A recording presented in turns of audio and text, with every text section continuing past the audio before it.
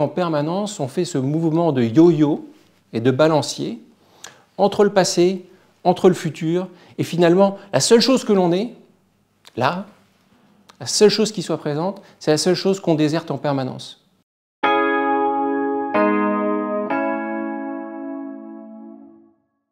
Vous voyez, ici, on a en permanence tendance à faire ce mouvement-là, entre le passé, le futur. Qu'est-ce qui s'est passé? Avec de l'anxiété ou avec du stress. Et puis anticiper ce qui va venir. Est-ce que je vais bien le faire? Comment je vais le faire? On passe toute notre vie finalement à faire cet aller et venu. Alors c'est très fatigant déjà, mais ce qui est intéressant, c'est qu'est-ce qui se passe là, au centre? L'instant présent. Ce qui est intéressant avec l'instant présent, c'est qu'il n'y a pas de stress, il n'y a pas d'angoisse, il n'y a pas d'anxiété. Et puis c'est beaucoup plus simple finalement, c'est plus reposant. Comment est-ce qu'on revient à cet instant et comment est-ce qu'on arrête de faire cet aller et venu en permanence entre le passé, entre le futur, entre ce que je devrais faire, entre ce que j'aurais dû faire? Comment est-ce qu'on revient ici? Au moins la moitié du temps d'éveil, dans une journée, c'est-à-dire on se réveille le matin et on s'endort le soir. La moitié de ce temps-là, eh bien, on n'est pas présent à ce qui se passe. Alors où est-ce qu'on est? On est très souvent perdu dans des ruminations, c'est-à-dire justement, qu'est-ce qui s'est passé? Qu'est-ce que j'aurais dû faire? Comment est-ce que je l'ai fait? Ah, ça aurait pu être mieux, etc., etc. Ou alors, comment est-ce que je vais faire? Qu'est-ce qui va se passer? Et là, on se met à, très souvent, imaginer le pire, non? Et quand on est dans ces ruminations, on n'est pas en train de s'imaginer dans des conditions idylliques. Très souvent, c'est parce que ce sont des sujets qui reviennent, qui sont très souvent les mêmes d'ailleurs, d'une journée sur l'autre, et qui vont avoir plein d'impacts sur nous. Ce mouvement-là en permanence, le premier impact, c'est qu'on va se déconnecter du corps. On n'est plus présent à ce qui se passe dans notre corps et aux informations qui viennent du corps. On est également beaucoup moins présent à ce que les autres nous racontent. On est moins attentif. On est moins capable de pouvoir écouter notre intuition.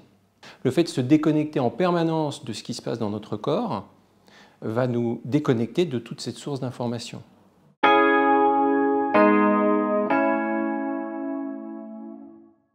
La conscience interoceptive, c'est cette capacité que l'on a, une aptitude qui peut vraiment se cultiver, à se dire, tiens, mais quels sont les messages que je reçois du corps, ou que l'esprit reçoit du corps? Quelles sont les informations qui viennent du corps à chaque instant? Et si on cultive cette capacité interoceptive, on va voir beaucoup de choses qui vont émerger. Comme par exemple, la première des choses, c'est on va beaucoup plus être capable d'identifier nos besoins. De quoi est-ce que j'ai besoin ici, maintenant? J'ai peut-être besoin de boire, j'ai peut-être besoin de me reposer, j'ai peut-être besoin de dire quelque chose.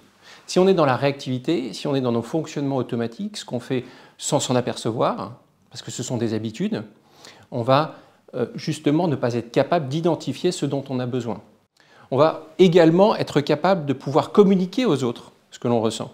Donc il y a cette notion de se relier à l'autre parce qu'on a fait ce mouvement vers soi d'ouverture.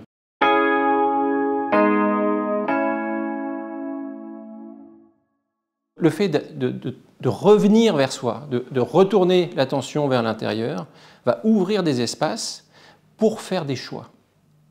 Et donc là, on a plein de choix.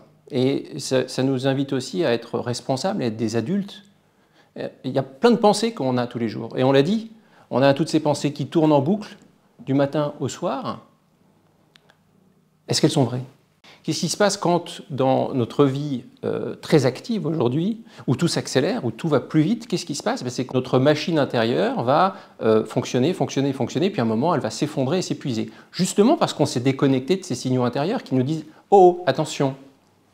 On n'est pas attentif à ça. Donc à ce moment-là, on peut même s'effondrer et tomber malade. On a le choix par rapport à ces pensées. Une fois qu'on les a vues, voir quelque chose, c'est finalement avoir du pouvoir, de la responsabilité et une capacité d'influencer cette chose. Si on ne la voit pas, c'est impossible.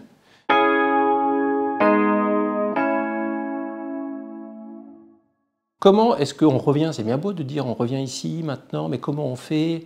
On peut imaginer un bateau qui veut éviter de dériver dans la mer. Bon, qu'est-ce qu'il fait? Très simple, pouf, on met une ancre qui descend suffisamment longue pour pouvoir pouf, se poser sur le sable. Puis après, ça peut tanguer en haut, le bateau reste là. C'est exactement la même chose pour des points d'ancrage. Et on peut prendre par exemple la respiration. On va décider que la respiration est un point d'ancrage. Une fois qu'on a décidé de prendre la respiration comme point d'ancrage, on porte notre attention et on ressent ce qui se passe dans le corps et où est la respiration, les sensations liées à la respiration.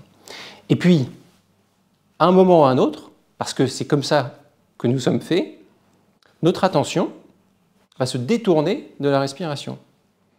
On a un réseau de neurones qu'on appelle le réseau de neurones par défaut.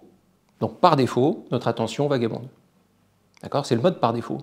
C'est-à-dire que quand on n'est pas concentré sur quelque chose, sur une tâche ou sur la respiration, notre attention va vagabonder sans qu'on s'en aperçoive. Et j'en viens au fait que différentes personnes disent « Ah mais moi je ne peux pas, je ne sais pas méditer parce que mon attention vagabonde, parce que mon attention ne peut pas rester concentrée. » Au lieu de m'en vouloir, c'est normal, tout va bien.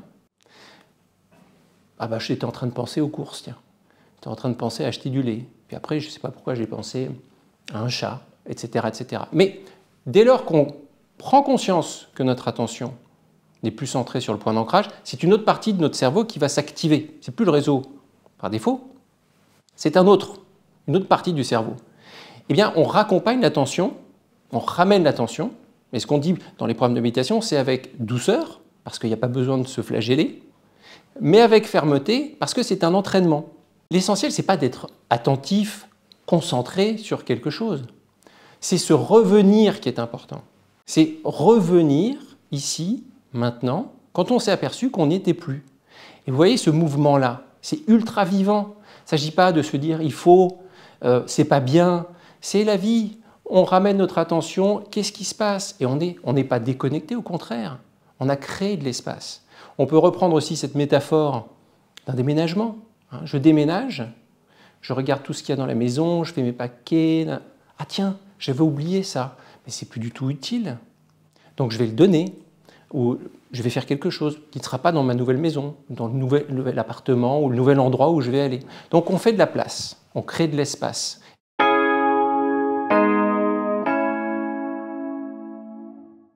C'est un programme qui parle de la présence. C'est une invitation à revenir à notre centre, à notre cœur, plutôt que d'avoir notre attention qui en permanence est balayée entre le passé, entre le futur. C'est de revenir ici, maintenant, en créant de l'espace. À la fois créer de l'espace dans notre pratique méditative, mais aussi de créer de l'espace en nous, dans la façon dont on est en interaction avec les autres, et puis à pouvoir identifier ce qui est le plus important pour nous. Le cœur du programme, si je dois résumer le programme, c'est « je ne sais pas ». Dans ce « je ne sais pas », il y a le fait d'avoir lâché ce qu'on avait prévu de faire, ce qui devait être fait. Et on en revient à ce qui naturellement et spontanément est nécessaire en fonction de la situation. Donc, on n'est pas fermé, arc-bouté, tendu dans l'instant. Au contraire, le fait de laisser cet espace être, c'est se laisser la possibilité de faire ce qui doit être fait dans l'instant, pas forcément ce qu'on avait prévu. Tout est toujours en train de bouger. On avait prévu que ça se passait comme ci, comme ça, on est vachement déçu que l'avion parte alors qu'on est sur le tarmac. On est très déçu, voire énervé. Bon, bah, c'est comme ça. D'accord ? Donc, de revenir à la situation telle qu'elle est, ce n'est pas du fatalisme, c'est de prendre les choses comme elles sont. Le programme parle de cette capacité à être présent à nos vies, pas forcément toujours en train de partir dans une évaluation du passé, dans une anticipation du futur. On voit que dans ces deux dimensions-là, il y a l'anxiété et le stress. Si on revient à cet instant présent, c'est un instant dans lequel il n'y a pas d'anxiété, il n'y a pas de stress, il n'y a qu'une somme des possibles. Être ici, dans l'instant, c'est avoir tous les possibles dans la main. Pour peu qu'on ait créé cet espace avec ce retour à soi en se disant « qu'est-ce qui est là ? Qu'est-ce que je veux faire ? Qu'est-ce qui est important ? Qu'est-ce que je peux faire ? Quels sont mes besoins ? Quelle est mon intuition ? Quelle est l'émotion qui est présente ?» Si on en revient à ce qu'est une émotion, là encore, ça vient du latin. Émotion, mouvement, ce qui nous met en mouvement, comme une boussole. Si on est toujours perdu dans l'avant ou dans l'après, à ce moment-là, on n'a plus de boussole. Pour finir, je ne peux que vous inviter à suivre ce programme, l'Espace des possibles, que nous avons conçu avec Petit Bambou et que j'ai créé véritablement du fond du cœur pour vous.